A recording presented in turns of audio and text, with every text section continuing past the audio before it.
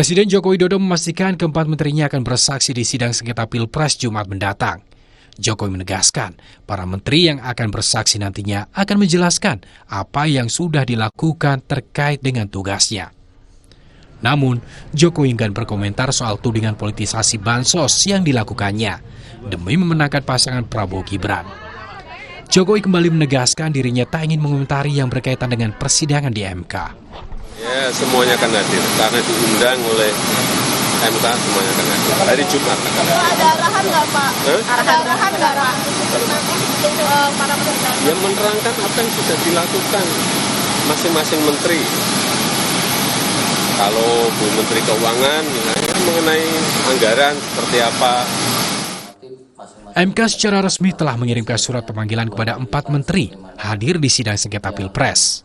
MK menyebut keterangan keempat menteri ini untuk didalami sebagaimana dalil para pemohon, bukti yang diajukan, hingga jawaban pihak terkait.